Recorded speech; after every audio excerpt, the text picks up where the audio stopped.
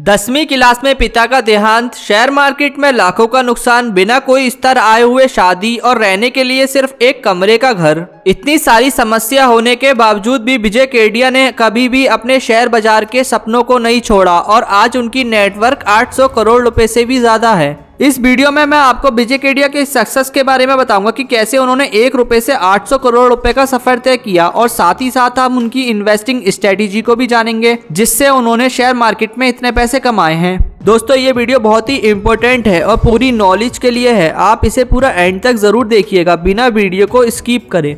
Chapter 1 life story of विजय केडिया। दोस्तों विजय केडिया का जन्म कोलकाता के एक मध्यम वर्गीय परिवार में हुआ था। उनके पिता स्टॉक ब्रोकिंग करते थे जिससे उनका घर चलता था। जब विजय केडिया 10वीं में थे तो उनके पिता का देहांत हो गया जिसकी वजह से वो फाइनल एग्जाम में फेल हो गए। जब उनके स्कूल के हेडमास्टर को उनके पिता के देहांत के बारे में पता चला तो उन्होंने फिर से परीक्षा लेकर विजय केडिया को पास किया। पिता के देहांत के बाद विजय केडिया के घर की आर्थिक स्थिति खराब हो गई और इसलिए उन्होंने पढ़ाई छोड़कर कुछ काम करने का फैसला किया, पर उनकी मां चाहती थी कि वो कम से कम अपना ग्रेजुएशन पूरा कर लें। इसलिए उन्होंने जैसे तैसे करके अपनी ग्रेजुएशन तक की पढ़ाई पूरी की।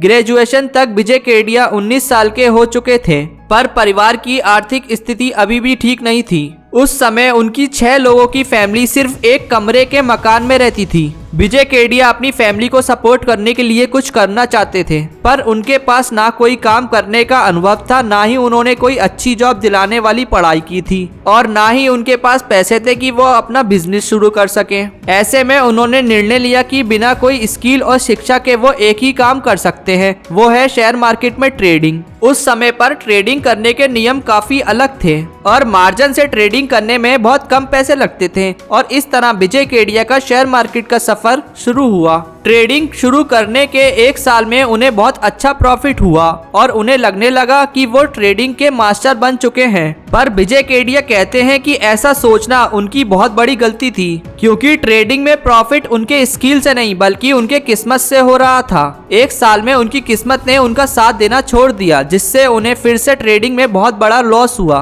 लॉस इतना ज्यादा हो चुका था कि उनकी माँ के गहने बेचने की नौबत आ गई। इस घटना में विजय केडिया ने पहली बार देखा कि ट्रेडिंग करना कितना खतरनाक हो सकता है और इसी वक्त पर विजय केडिया की शादी हो गई जिसमें भी बहुत ज्यादा मुश्किलें आईं, क्योंकि उनका घर सिर्फ एक कमरे का था और उनके पास कोई परमानेंट नौकरी भी नहीं थी। ट्रेडिंग से वो प्रॉफिट बनाते थे, पर फिर जब वो अपना प्रॉफिट डालकर बड़ा प्रॉफिट बनाने की कोशिश करते थे उन्हें लॉस हो जाता था और पहले का प्रॉफिट भी उसी में चला जाता था। एक बार उनके घर की हालत ऐसी हो गई कि उनकी पत्नी ने उनसे बेटे के लिए मिल्क पाउडर लाने को कहा जो 14 रुपए में आता था, पर विजय केडिया के पास उस वक्त 14 रुपए भी नहीं थे। फिर उनकी पत्नी ने घर में सिक्के ढूंढकर 14 रुपए जमा किए और बेटे के लिए मिल्क पाउडर आया। दोस्तों विजय केडिया कहते हैं कि जब वो ट्रेडिंग करते थे तो उन्हें रोज ये चिंता रहती थी कि आज घर चलाने के लिए पैसे बन पाएंगे या नहीं, और इस बात से परेशान होकर वो चाय के बागानों में कच्चे माल की सप्लाई करने का काम करने लगे जिससे उन्हें थोड़ा बहुत रेगुलर इनकम होने लगी। विजय केडिया को संगीत का बहुत शौक था और इसके लिए वो एक बार बेहद महंगा म्यूजिक सिस्टम लेना चाहते थे, पर उनके दोस्त ने उन्हें समझाया कि म्यूजिक सिस्टम एक डिप्रेसिएटिंग एसेट है और ऐसे एसेट में कम से कम पैसे लगाना चाहिए और ज्यादा से ज्यादा पैसे एप्रिसिएटिंग एसेट में लगाने चाहिए। अपने दोस्त की बात मानकर विजय केडिया ने एक सस्ता म्यूजिक सिस्टम लिया और बाकी के पैसे चांदी में इन्वेस्ट कर दिए। दोस्तों विजय केडिया हमेशा से शेयर बाजार में कुछ बड़ा करना चाहते थे और इसी सपने को पूरा करने के लिए उन्होंने शेयर बाजार के शहर मुंबई जाने का फैसला किया। वहां पर एक ब्रोकर से उन्होंने बॉम्बे स्टॉक एक्सचेंज में काम मांगा, पर उस ब्रोकर ने उन्हें कहा कि बॉम्बे स्टॉक एक्सचेंज में जाना उनकी बस की बात नहीं है और उन्हें ये अपना सपना छोड़ देना चाहिए। विजय केडिया दुखी मन से वापस कोलकाता आ गए और अपने परिवार को जैसे तैसे चलाने लगे। दोस्तों विजय केडिया जरूर कोलकाता वापस आ गए थे, पर उनके शेयर बाजार में कुछ बड़ा करने का जुनून जरा सा भी कम नहीं हुआ था। कुछ सालों के बाद उन्होंने फिर से मुंबई जाने का प्लान बनाया और अपने दोस्त के जरिए बॉम्बे स्टॉक एक्सचेंज में काम भी ले लिया। वो उस वक्त मुंबई के मलाड एरिया में रहते थे और बॉम्बे स्टॉक एक्सचेंज जाने के लिए उन्हें मलाड से ट्रेन से चर्च गार्ड जाना होता था। उन्हें ऐसा करते हुए 3 दिन ही हुए थे जब वो मुंबई की लोकल ट्रेन की भीड़ से बेहद परेशान हो गए और बीच ट्रेन से उतरकर वापस मलाड आ गए। वो इस तरह भीड़ में रोज रोज ट्रेन से नहीं जाना चाहते थे और इस प्रॉब्लम का कोई हल ना देखते हुए वो वापस से कोलकाता आ गए। दोस्तों, विजय केडिया ऐसे लोगों में नहीं थे जो अपने हालात को ही अपनी किस्मत मान लेते हैं, बल्कि वो उन लोगों में से हैं जो खुद अपनी मेहनत से अपनी किस्मत बनाते हैं। 6 महीने के बाद उन्होंने फैसला किया कि अब चाहे कुछ भी हो जाए, जीना और मरना सब कुछ मुंबई में ही होगा। वो वापस मुंबई आए और रहने के लिए उन्होंने सस्ते और पुराने घर ढूंढे। उन्हें कई बार अपनी रहने की जगह बदलनी पड़ी, पर वो मुंबई में ही रहे क्योंकि कोलकाता जाने का ऑप्शन उन्होंने खुद से ही खत्म कर दिया था। इसी बीच शेयर बाजार में 1992 का बुल मार्केट आया। विजय केडिया ने कोलकाता से 35,000 रुपए के पंजाब ट्रैक्टर्स के शेयर लिए थे जो बुल रन में 5 गुना हो गए। उन्होंने इन शेयरों को बेचकर एसीसी के शेयर खरीदे जो 1 साल में 10 गुना हो गए। ये शेयर बाजार में विजय केडिया की पहली बड़ी सफलता थी। उन्होंने एसीसी के शेयर बेचकर मुंबई में घर खरीदा और अपने पूरे परिवार को कोलकाता से मुंबई ले आए। पर जैसे कि हर बुल मार्केट के बाद होता है, शेयर मार्केट बुरी तरह क्रैश हुआ और विजय केडिया को बहुत बड़ा नुकसान भी हुआ। बड़ी मुश्किल से वो अपना घर और कुछ पैसे बचा पाए। बार बार बड़े नुकसान होने की वजह से विजय केडिया का ट्रेडिंग पर से भरोसा टूट गया था और वो अब लॉन्ग टर्म इन्वेस्टमेंट को सीखने में ध्यान देने लगे। इसी बीच उनके एक दोस्त ने उन्हें जर्मनी में बिजनेस करने के लिए बुलाया। विजय केडिया जर्मनी गए और वहां 16 महीने रहे, पर वहां भी बिजनेस में कुछ अच्छा नहीं हुआ। बार बार जर्मनी से भारत आने जाने में काफी पैसे लगते थे और 16 महीने होते होते उनकी पूरी सेविंग्स खत्म होने पर आ गई। इसी बीच जब वो एक बार मुंबई से जर्मनी जा रहे थे तो मुंबई में फ्लाइट पर बैठते ही उन्हें घुटन होने लगी और वो प्लेन से उतरकर वापस घर आ गए। अगले 1 साल वो अपने घर में ही बंद रहे और मार्केट को देखते रहे। दोस्तों, ये वो समय था जब 2002 और 2003 का बुल मार्केट स्टार्ट हो रहा था। विजय केडिया के पास कुछ शेयर्स थे जिसे बेचकर उन्होंने 3 कंपनियों में इन्वेस्ट किया और इन तीनों शेयर की प्राइस 10 साल में 100 गुना बढ़ गई और इसके बाद विजय केडिया एक बेहद सफल इन्वेस्टर बन गए। दोस्तों, इन सब के बीच 2009 में विजय केडिया को एक मिल्क कंपनी खरीदने का मौका मिला जो पाउडर बनाती थी। उन्होंने वो कंपनी खरीदकर अपनी पत्नी को गिफ्ट कर दिया और कहा कि ये गिफ्ट उस दिन के लिए है जब वो मिल्क पाउडर खरीदने के लिए 14 रुपए भी नहीं दे पाए थे। और फिर उन्हें एक चाय का बागान भी खरीदने का मौका मिला और जब उन्हें ये पता चला कि ये वही चाय का बागान है जहां वो कुछ पैसे कमाने के लिए कच्चे माल की सप्लाई करते थे, उन्होंने वो चाय का बागान भी खरीद लिया। दोस्तों, विजय केडिया कहते हैं कि उनका पहला, दूसरा और तीसरा प्यार सिर्फ शेयर मार्केट है और इसलिए वो बार बार फेल होने पर भी शेयर बाजार में ही रहे और सालों तक इसे पूरे मन से सीखते रहे और समझते रहे और उनकी इसी मेहनत ने उन्हें आज एक इतना बड़ा सफल इन्वेस्टर बना दिया। चैप्टर 2, इन्वेस्टमेंट स्ट्रेटेजी ऑफ विजय केडिया। दोस्तों, विजय केडिया ने भले ही शेयर बाजार की शुरुआत ट्रेडिंग से की थी, पर वो इसे एक गलती मानते थे। उन्हें लगता था कि ट्रेडिंग आसान है और जब शुरू में उन्हें ट्रेडिंग में भी प्रॉफिट हुआ तो उन्हें लगने लगा कि अब करोड़ों कमाने से उन्हें कोई नहीं रोक सकता। पर विजय केडिया कहते हैं कि शुरू के वो सारे प्रॉफिट उन्हें सिर्फ किस्मत से हुए थे और जैसे हमने देखा कि एक समय के बाद किस्मत ने उनका साथ देना छोड़ दिया और फिर उन्हें बहुत बड़ा नुकसान हुआ। दोस्तों, अक्सर नए लोग शेयर मार्केट में तब आते हैं जब बुल मार्केट चल रहा होता है और जल्दी पैसा कमाने के लिए लोग ट्रेडिंग शुरू कर देते हैं। बुल मार्केट की वजह से ज्यादातर शेयर्स की कीमत बढ़ती रहती है और उन्हें प्रॉफिट हो जाता है और उन्हें लगता है कि उनमें ट्रेडिंग से पैसे कमाने की स्किल आ गई और फिर इसी गलत फहमी से वो बड़े बड़े अमाउंट से ट्रेडिंग करने लगते हैं और जब उनके 1-2 ट्रेड गलत हो जाते हैं तो उन्हें बहुत बड़ा नुकसान होता है। दोस्तों, विजय केडिया ने अपने शेयर बाजार के पहले 10 साल में सिर्फ ट्रेडिंग की, पर फिर भी उनके पास पैसे नहीं थे। कुछ दिन प्रॉफिट होता था पर फिर लॉस में सब चला जाता था। उन्हें 10 साल में ये बात समझ आई कि ट्रेडिंग से अमीर बनना बहुत मुश्किल है। और इसी वजह से वो लोगों को शुरू से ही लॉन्ग टर्म इन्वेस्टमेंट करने की सलाह देते हैं ताकि उनकी तरह लोगों का टाइम और पैसे दोनों बर्बाद ना हो। दोस्तों विजय केडिया कहते हैं कि इंजीनियर बनने के लिए हमें 4 साल की पढ़ाई करनी होती है और अगर डॉक्टर बनना है तो 5 साल का MBBS करना पड़ता है और IAS बनने के लिए सालों तक दिन रात कड़ी मेहनत से पढ़ाई करनी होती है। पर जब बात शेयर बाजार की आती है तो हमें लगता है कि ये तो आसान है और हम बिना इसकी पढ़ाई और तैयारी किए इसमें ट्रेडिंग शुरू कर देते हैं। एक एग्जाम्पल से समझाते हुए विजय केडिया कहते हैं कि अगर हमने कभी हवाई जहाज नहीं उड़ाया है और हमारा एक पायलट दोस्त आकर हमसे कहे कि हवाई जहाज उड़ाने में बहुत मजा आता है तो क्या हम सीधे हवाई जहाज उड़ाने की कोशिश करेंगे? बिल्कुल नहीं दोस्तों, हम ऐसा नहीं करेंगे क्योंकि ये बहुत खतरनाक है। पर हम शेयर बाजार में ठीक यही काम करते हैं। हमें कहीं से शेयर बाजार के बारे में पता चलता है और हम सीधे उसमें ट्रेडिंग शुरू कर देते हैं। हम ये नहीं समझते ये कितना रिस्की भरा है और इसमें हमें बहुत बड़ा नुकसान भी हो सकता है। दोस्तों विजय केडिया कहते हैं कि हमें शेयर बाजार में आने से पहले इसके बारे में सीखना चाहिए, ढेर सारी किताबें पढ़नी चाहिए, सभी अच्छे इन्वेस्टर्स के इंटरव्यू देखने चाहिए और हमेशा लॉन्ग टर्म के लिए ही इन्वेस्टमेंट करना चाहिए। दोस्तों विजय केडिया अपनी इन्वेस्टिंग स्ट्रेटेजी को स्माइल इन्वेस्टिंग स्ट्रेटेजी कहते हैं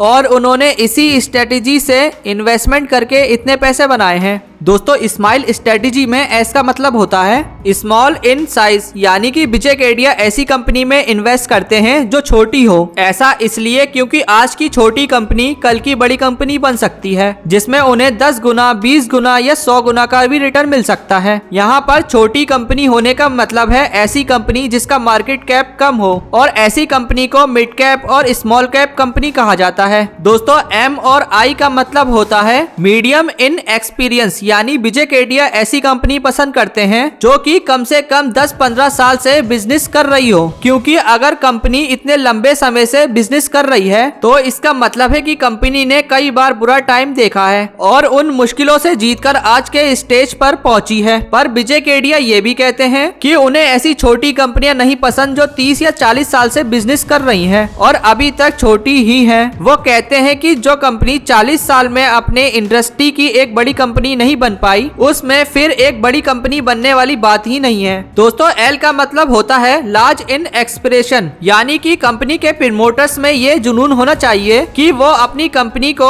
अपने इंडस्ट्री की सबसे बड़ी कंपनी बनाना चाहते हैं। ऐसा इसलिए क्योंकि एक कंपनी उतनी ही बड़ी बन पाएगी जितना बड़ा उस कंपनी के प्रमोटर्स उसे बनाना चाहते हैं और अगर प्रमोटर्स थोड़ी बहुत सफलता से ही खुश होकर रह गए तो फिर वो कंपनी वहीं रह जाएगी। इसलिए विजय केडिया ऐसे प्रमोटर्स की कंपनियों में बिल्कुल भी इन्वेस्ट नहीं करते। और आखिर में दोस्तों ई का मतलब होता है एक्स्ट्रा लार्ज मार्केट पोटेंशियल, यानी कि कंपनी ऐसी इंडस्ट्री में होनी चाहिए जिसमें वो बहुत बड़ी कंपनी बन पाए, क्योंकि अगर एक इंडस्ट्री खुद ही 1000 करोड़ रुपए की है तो उसमें एक 50,000 करोड़ रुपए की कंपनी कैसे बन सकती है। इसलिए विजय केडिया ऐसी ही कंपनियों में इन्वेस्ट करते हैं जो एक बहुत बड़ी इंडस्ट्री की छोटी कंपनी हो जो तेजी से बड़ी बन रही हो, ताकि वो कंपनी फ्यूचर में आज के मुकाबले 10 गुना या 50 गुना बड़ी बन पाए। दोस्तों विजय केडिया की सफलता बताती है कि उनकी स्माइल इन्वेस्टिंग स्ट्रेटेजी को फॉलो करके लॉन्ग टर्म में काफी अच्छे पैसे बनाए जा सकते हैं। पर उसके लिए हमें उनकी स्ट्रेटेजी के साथ साथ उनकी शेयर बाजार की फिलॉसफी को भी समझना होगा। चैप्टर 3 विजय केडिया स्टॉक मार्केट फिलॉसफी। दोस्तों विजय केडिया कहते हैं कि शेयर बाजार में सफल होने के लिए 3 चीजें होनी चाहिए। पहला नॉलेज, यानी शेयर बाजार, इन्वेस्टिंग और कंपनी की सही समझ। दूसरा हिम्मत, यानी कि जब अच्छी कंपनियों के शेयर्स कम कीमत में मिल रहे हो तो उसमें एक बड़ा अमाउंट इन्वेस्ट करने की हिम्मत। और तीसरा है धैर्य, यानी कि अच्छी कंपनियों को लंबे समय तक होल्ड करने की क्षमता। इन तीनों चीजों के बिना स्टॉक मार्केट में बड़ा रिटर्न बनाना बहुत मुश्किल है। अगर हमारे पास नॉलेज नहीं होगा तो हम अच्छी कंपनियों को ढूंढ नहीं पाएंगे और अगर हिम्मत नहीं होगी तो हम अच्छी कंपनियों को उस वक्त नहीं खरीद पाएंगे जब वो हमें सबसे सस्ते दाम पर मिलते हैं। और अगर हम में धैर्य नहीं होगा तो हम कभी भी लंबे समय तक शेयर्स को होल्ड नहीं कर पाएंगे और बहुत बड़ा रिटर्न नहीं बना पाएंगे। दोस्तों विजय केडिया कहते हैं कि सबसे पहले हमें ये समझना होगा कि शेयर बाजार इनकम बनाने की जगह नहीं है, बल्कि यहाँ पर हम दूसरी जगह से कमाया हुआ इनकम को इन्वेस्ट करते हैं ताकि वो फ्यूचर में एक बड़ा अमाउंट बन पाए। और साथ ही वो कहते हैं कि अगर हमें स्टॉक मार्केट में बड़ा प्रॉफिट बनाना है तो हमें पहले शेयर बाजार में नो ग्रेविटी जोन में आना होगा। नो ग्रेविटी जोन में आने का मतलब होता है कि हम अपने घर के खर्चों के लिए शेयर बाजार पर निर्भर नहीं हैं, बल्कि उसके लिए हमारे पास एक अलग से इनकम सोर्स है और ये इनकम सोर्स रोजमर्रा की सभी जरूरतों के लिए पैसे देता है। ऐसा करना इसलिए जरूरी है क्योंकि अगर हमारे पास इनकम का एक अच्छा सोर्स नहीं होगा तो हम हर छोटी बड़ी जरूरतों के लिए शेयर बाजार में इन्वेस्ट किए गए पैसे को निकाल लेंगे, जिससे हमारे पैसे लंबे समय तक इन्वेस्ट नहीं रह पाएंगे और हम बड़े प्रॉफिट नहीं बना पाएंगे और हमें बड़ा प्रॉफिट नहीं हो पाएगा। दोस्तों, शेयर बाजार में इन्वेस्टिंग शुरू करने के लिए हमें पैसे की जरूरत होती है और शुरुआत में पैसे को लाने के लिए विजय केडिया हमें दो ऑप्शन बताते हैं। पहला ये है कि अपने लिए एक अच्छा सा इनकम सोर्स बनाना, जैसे कोई जॉब या छोटा बिजनेस, और दूसरा जो पहले से कहीं ज्यादा इम्पोर्टेंट है वो है सेविंग्स यानी बचत करना।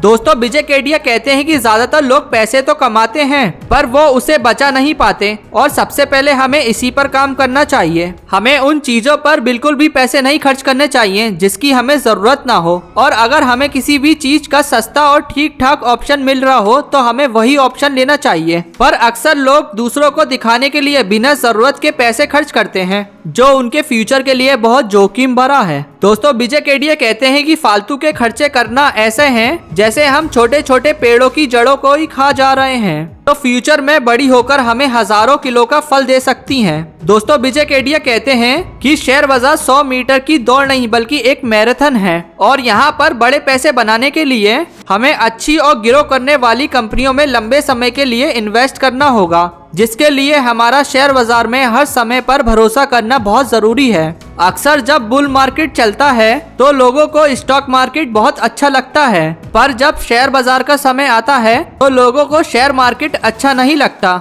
विजय केडिया कहते हैं कि शेयर बाजार सैकड़ों सालों से ऊपर और नीचे होता आया है और ये ऐसे ही चलता रहेगा। ऐसा कभी भी नहीं हो सकता कि शेयर बाजार सिर्फ ऊपर जाए और नीचे ना आए या सिर्फ नीचे आ जाए और ऊपर ना जाए। शॉर्ट टर्म में शेयर बाजार भले ही कहीं भी चला जाए पर लॉन्ग टर्म में मार्केट हमेशा ऊपर ही गया है। दोस्तों, इंडिया में लोग शेयर बाजार के मुकाबले गोल्ड और एफडी में ज्यादा इन्वेस्ट करते हैं। विजय केडिया कहते हैं ऐसा करके लोग बहुत बड़ी गलती करते हैं। वो कहते हैं कि पिछले 28 सालों में गोल्ड में पैसे लगभग 9 गुना हुए हैं और एफडी में पैसे लगभग 10 गुना हुए हैं, पर इतने ही टाइम में शेयर बाजार में पैसे 32 गुना हुए हैं। इसलिए शेयर बाजार को विजय केडिया सबसे अच्छा इन्वेस्टमेंट मानते हैं। दोस्तों, विजय केडिया कहते हैं कि शेयर बाजार में हम अच्छा रिटर्न जरूर बना सकते हैं, पर उसके लिए शेयर बाजार के बारे में सीखना बहुत जरूरी है। वो कहते हैं कि आज के इंटरनेट के जमाने में तो सब कुछ सीखना बहुत आसान है। हम अच्छे इन्वेस्टमेंट के बारे में पढ़कर या देखकर इन्वेस्टिंग के बारे में काफी कुछ सीख सकते हैं और समय के साथ साथ अच्छा रिटर्न भी बना सकते हैं। पर अगर किसी के पास इतना सब करने का समय या इंटरेस्ट नहीं है